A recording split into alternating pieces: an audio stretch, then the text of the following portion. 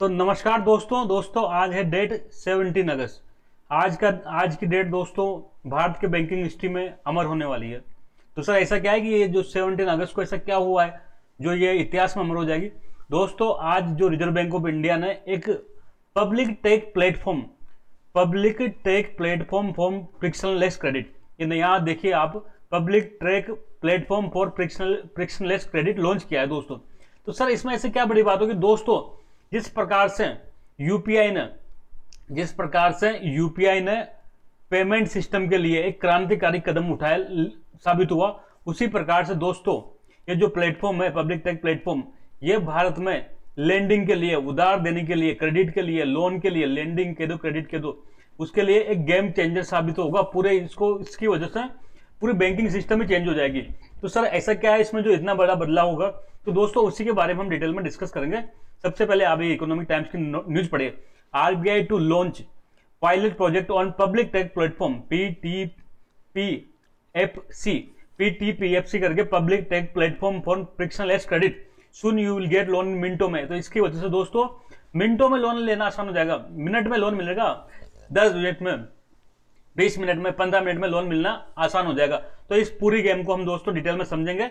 उसके पहले आप एक और मिनट की न्यूज देखें। RBI to launch pilot project on public tech platform for frictionless credit PTFC. इसके अलावा एक और न्यूज आप यहां देख सकते हैं। ये जो आरबीआई ने इसका आज क्या किया है, एक नोटिफिकेशन जारी किया था, न्यूज जारी की थी दोस्तों, उसको भी आप यहां पर डिटेल में देख सकते हैं। चाहे तो आरबीआई की साइट पर जाके आप इसको पढ़ भी सकते हैं, रीड भी कर सकते हैं आरबीआई की साइट पर जाकर। तो अब पूरी कहानी क्या है, कैसा ये गेम चेंजर साबित होगा, है क्या चीज है, इसको थोड़ा सा हम बेसिक इसका आइडिया लेंगे। देखो आज की डेट में क्या होता है, ये बैंक है, बैंक के पास ये एक किसान है, एक करके फार्मर है, ये लोन लेने गया, तो ये बैंक इससे क्या मांगेगा, डॉक्यूमेंट मांगेगा, डिफरेंट टाइप के डॉक्यूमेंट मांगेगा, ठीक है, कई सारे डॉक्यूमेंट मांगेगा, इसको चक्कर लगाएगा, बहुत ज्यादा लेंथी प्रोसेस है।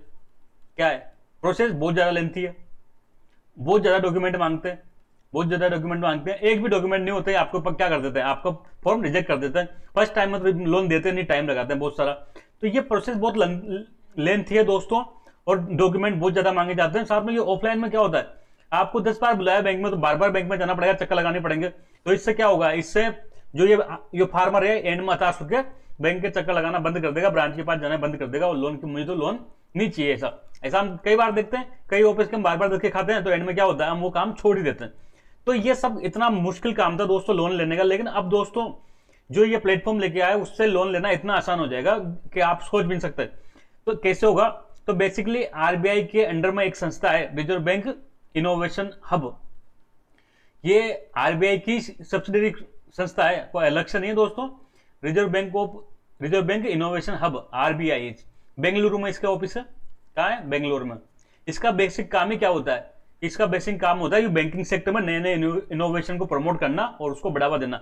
तो इसने ये एक प्लेटफॉर्म डेवलप किया गया दोस्तों, ये public tech platform for frictionless credit, ये पीटीपीएफसी करके इसने ये प्लेटफॉर्म डेवलप किया। अब कैसे काम होगा, देखो दोस्तों, ये किसान है, तो किसान का जब लोन लेने गया ना दोस्तों, तो इसका डेटा तो पहले से कई जगह रहता है।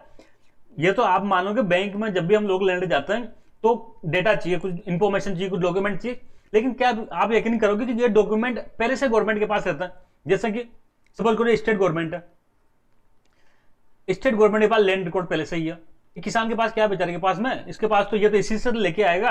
जब मैं केसीसी के लिए लोन लेने जाता हूं, किसान क्रेडिट कार्ड के लिए, तो किसान सबसे पहले कहां जाता है, पटवारी के पास जाता है, पटवारी से क्या निकालता है, नकल निकालता है, मतलब लैंड रिकॉर्ड निकालता है। तो ये रिकॉर्ड तो पहले से स्टेट गवर्नमेंट के पास में। इसके बाद गवर्नमेंट ऑफ इंडिया है, गवर्नमेंट ऑफ इंडिया के पास कई सारे रिकॉर्ड है, कैसे, आधार कार्ड है, आधार का पूरा डेटा उसके पास में, पान कार्ड आप मांगते हो कस्टमर से, अरे पान कार्ड तो पहले से उसके पास में, गवर्नमेंट के पास में। उसके पास इनकम टैक्स रिटर्न उसने भरा नहीं भरा, ये सारा डेटा किसके पास में होता है, पहले से गवर्नमेंट ऑफ इंडिया के पास में होता है। फिर इसके बाद कई सारे यहाँ पे हो सकता है पहले से लोन लिया हुआ हो, तो पहले का पुराना डेटा हो सकता है इसके पास में, या कई सारी जो और सारी कंपनियां होती है, जैसे कि क्रेडिट इंफॉर्मेशन कंपनी जो होती है, सिबिल वगैरह, इनके पास पहले से डेटा होता है। तो आप इस फार्मर से क्यों डेटा मांगते हो, आप क्या करो, आप इन कंपनियों को सबको जोड़ लो। तो ये जो दोस्तों ये प्लेटफॉर्म बना है ना, इस प्लेटफॉर्म पर पहले से स्टेट गवर्नमेंट जुड़ गई, ठीक है, इस प्लेटफॉर्म पर गवर्नमेंट ऑफ इंडिया का डेटा आ गया, इस पर जितने भी बैंक थे सबका डेटा जुड़ गया, इस पर क्रेडिट इंफॉर्मेशन कंपनीज का डेटा जुड़ गया, जितना भी डेटा जुड़ गया। अब ये एक क्या करेगा, ऑनलाइन है ना अप्लाई करेगा, और इस पर सारे बैंक जुड़ गए जो जो लोन देने वाले हैं, ठीक है, सारे बैंक जुड़ गए। अब ये क्या करेगा, ऑनलाइन अप्लाई करेगा अपने आप। बैंक सपोज करो ए बैंक के पास इसका फॉर्म चल गया, अब ये बैंक क्या करेगा, इस ऐसे डॉक्यूमेंट नहीं मांगेगा, सारा डेटा इसको लैंड रिकॉर्ड चाहिए भाई, कैसे चाहिए, तो स्टेट गवर्नमेंट का जो डेटा है ये प्लेटफॉर्म पर अवेलेबल होगा, इस प्लेटफॉर्म के बटन पर क्लिक करेगा तुरंत क्या होगा, इसका डेटा, इसका लैंड रिकॉर्ड सारे वहां पर आ जाएंगे। इसको है ना पैन कार्ड वगैरह आईटीआर की जरूरत पड़ेगी तो तुरंत क्या करेंगे, पैन नंबर डाला, तुरंत ITR government of India income tax department देगा। पहले कोई लोन लिया था तो बैंक की स्कीम आ जाएगा, क्रेडिट इंफॉर्मेशन कंपनी की स्कीम आ जाएगा। तो अब इसको जरूरत नहीं है ना इस ऐसे एक एक चीज की मांगने की जरूरत नहीं है। और इवन कितना लोन देना है ये भी इसको डिसाइड नहीं करना पड़ेगा, ये जो प्लेटफॉर्म के माध्यम से डेटा आएगा, ये डेटा अपने आप बोलेगा दोस्तों कि ये व्यक्ति इतने लोन के लायक है। ये एक के पास में इच्छा पर डिपेंड नहीं करेगा, नई बैंक की इच्छा पर डिपेंड करेगा कि मैं इसको इतना लोन दे दूं। अपने आप ये डेटा चिल्ला चिल्ला के बोलेगा क्या कि मैं कि है ना, अपने आप स्टेट गवर्नमेंट का लैंड रिकॉर्ड यहाँ आएगा, इसके पास इतनी जमीनें ये टाइप की है, इरिगेटेड है नहीं है, 12 नहीं है, कौन सी जमीन है, सब कुछ आ जाएगा डेटा, सब कुछ, इसका कितना इनकम टैक्स रिटर्न भरा था, कभी क्या भरा था, सब कुछ डेटा आ जाएगा। उस आधार पर क्या होगा, बी बैंक डिसाइड कर सकता है कि उसको इतना लोन देंगे अधिकतम, उससे कम लेना चाहते अलग बात है, लेकिन अधिकतम इतना लोन देंगे। अपने आप ऑटोमेटिकली 2 मिनट में पूरा डेटा आ जाएगा और तुरंत इसका सैंक्शन हो जाएगा।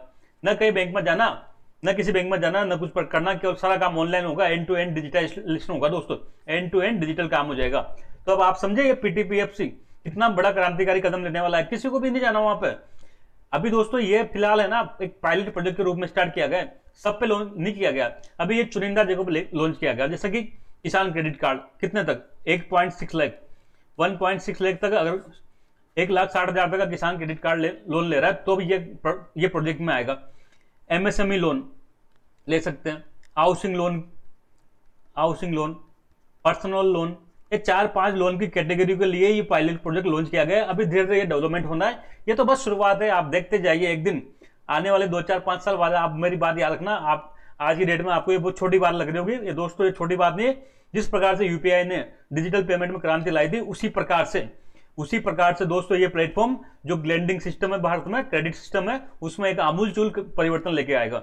जिसका स्थापना जिसको किसने बनाया है, तो रिजर्व बैंक ऑफ इंडिया का जो इनोवेशन हब है बेंगलुरु में दोस्तों, इसमें बनाया था इसको।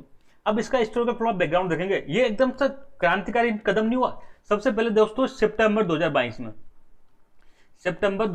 ने ये रिजर्व बैंक ऑफ इंडिया का हब था, इसने सबसे पहले ये निर्णय लिया कि जितने भी किसान क्रेडिट कार्ड है ना, ये 1.60 लाख तक कोई लोन ले रहा है, इसको क्या करेंगे, हम ऑनलाइन करेंगे सारा सिस्टम। क्या करेंगे, सारा सिस्टम ऑनलाइन करेंगे।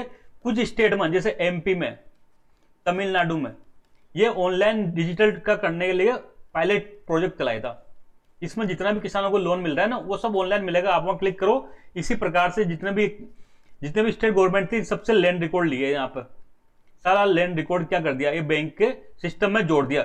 अब आप किसान से नहीं मांगो उसके जमीन के डॉक्यूमेंट, आप इस प्लेटफॉर्म से डॉक्यूमेंट मांगोगे। तो इस प्रकार से पायलट प्रोजेक्ट चल रहा था, कुछ सफल हुआ, इसकी सफलता कुछ मिली तो इसको फिर आगे बढ़ाया। गुजरात में इसको डेयरी लोन के लिए भी लागू किया, डेयरी लोन के लिए।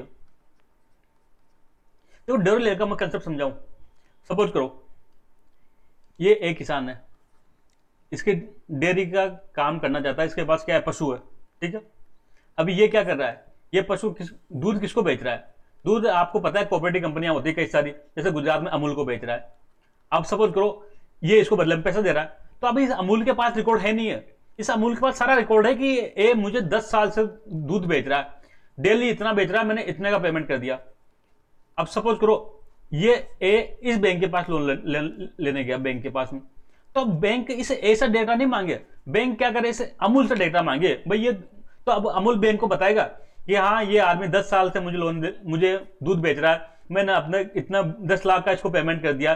तो जब ये इतने साल से दूध बेच रहा है, इतना लाख इसको पेमेंट हो रहा है, तो वह बैंक को क्या दिक्कत है इसको लोन देने में। तो इस प्रकार से ये डेयरी सेक्टर में भी इसका उपयोग किया गया। धीरे धीरे इसको फिर डेयरी में बढ़ाया, लेटेस्ट में जो प्लेटफॉर्म के माध्यम से इसको housing loan, personal loan, MSME loan के लिए भी बढ़ाया गया। ये था पूरा मैटर। अब हम इसको एक बार देख लेते हैं। तो RBI to launch public tech platform for frictionless credit, देखो क्रेडिट एक तो सिंपल क्रेडिट होता है जो बैंक लोन देता है, सब डॉक्यूमेंट भारी भरकम प्रक्रिया के माध्यम से। लेकिन जब बिना किसी डॉक्यूमेंट के, बिना कोई लंबी प्रक्रिया के कोई डॉक्यूमेंट लोन देता है तो उसको फ्रिक्शनलेस क्रेडिट कहते हैं। क्या कहते हैं? Frictionless credit. जब लोन बिल्कुल आसानी से कुछ ही मिनटों में, कुछ ही घंटों में मिल जाता है, बिना कोई डॉक्यूमेंट्री प्रोसेस के, बिना कोई लेंथी प्रोसेस गए, तो उस ऐसे क्रेडिट को क्या कहते हैं?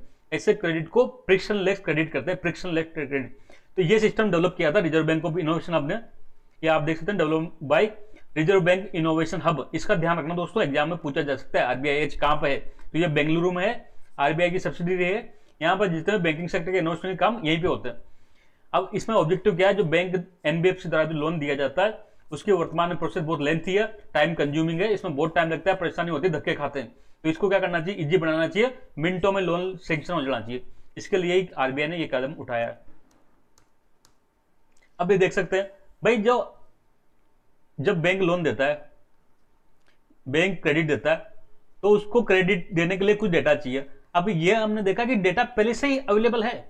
आप उस आदमी से आधार कार्ड क्यों मांगते हो, केवाईसी क्यों मांगते हो, पान कार्ड क्यों मांगते हो, आईटीआर क्यों मांगते हो? आप तो उससे ना पैन नंबर आ गया आपके पास में, अब पैन नंबर के थ्रू आप आईटीआर जो मांगो वो इनकम टैक्स डिपार्टमेंट से मांगो।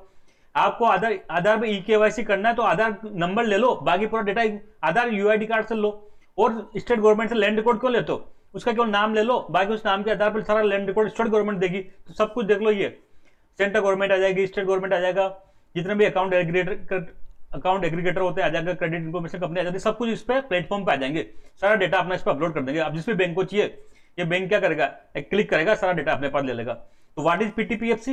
It is end to end digital platform. सब कुछ ऑनलाइन होगा, एंड टू एंड, स्टार्ट से लेकर एंड तक, कहीं भी कोई मैनुअल काम नहीं होगा।